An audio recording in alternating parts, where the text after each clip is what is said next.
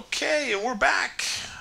Welcome to part 2 of our Street Barricades video tutorial. Wrapping things up.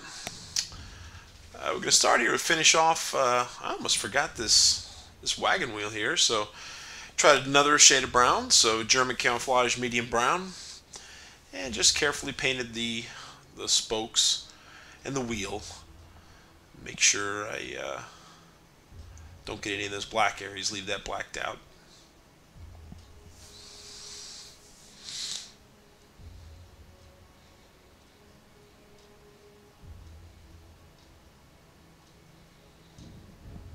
There were definitely several times painting this where I almost missed a couple things, so managed to catch it.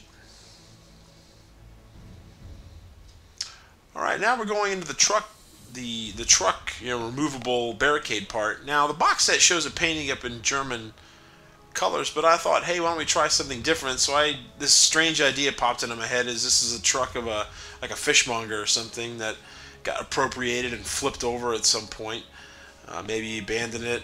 Who knows? But I decided to paint this with my airbrush using flat red, and I gave it about 3 coats, and I made it a little splotchy. To kind of help, simulate, wear or something along those lines. But over the black undercoat, just like everything was started out with a black undercoat. So right now what I'm doing is I'm using black, and I'm just blacking out the areas that are going to be in complete shadow, and also the windscreen. So give that appearance. Get all the the areas under the fenders and stuff that some of the red paint sort of scattered into. This is kind of one of those things that if you want to paint it up as a military vehicle, German or Hungarian or Russian or whatever, I mean, you would not be wrong to do so. Again, like I mentioned in the first video, doing something like this street barricade where it's not tied to any specific military or whatnot, and given that it's being fought in the street and in the city, and that civilians are present, it opens up a huge amount of possibilities as to how you can approach your projects and the colors you choose and the themes and things like that. So I went with the fishmonger truck. Okay, the underside, I wanted to keep it simple, so I just gave it a really kind of a heavy, dusty dry brush of burnt umber, the same color I used to paint the ground, and just sort of give it a uniformly filthy look.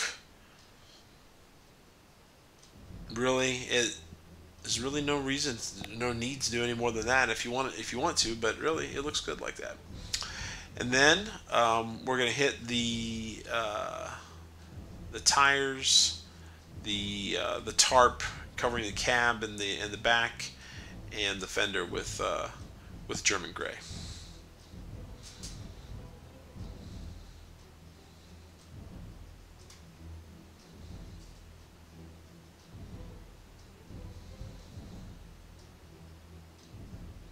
Make sure you cover up or get rid of any overspray. In this case, the red. With that, you don't want to leave any of that behind. It won't look very good.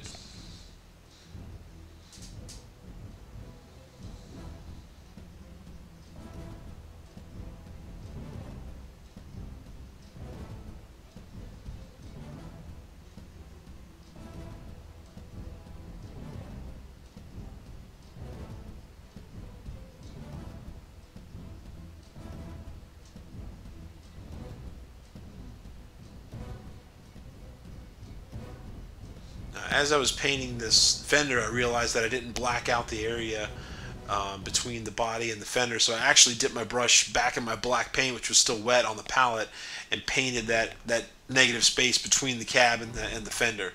And then just quickly cleaned my brush, wiped it off on my paper towel, and just went straight back to the German gray and take care of the rest. And you could go for a completely different look here. I mean, for instance, that tarp, there would be nothing wrong at all with making it kind of a light colored tarp. Like maybe go with the same color combo that you did we did with the sandbag. So maybe you could paint this English uniform and then hit it with dark sand afterwards. Whatever you think. I wanted to keep it simple.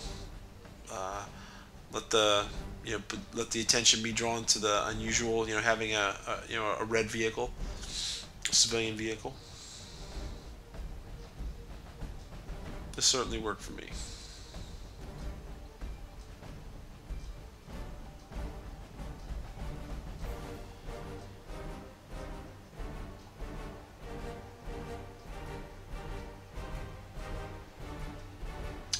Okay, and once we were happy with that,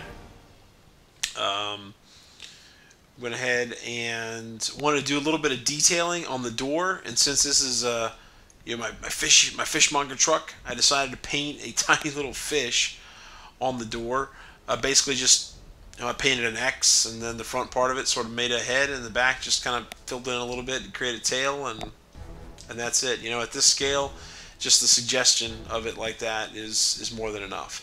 And then I sort of just kind of tapped my paintbrush there real carefully and just made a couple of squiggly lines that could be the the address of where the place is, or the guy's phone number, or whatever it is down there.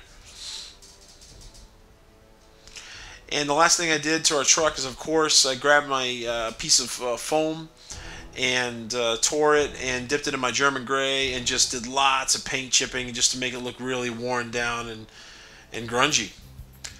And that's it. Here it is. Here's the whole thing together.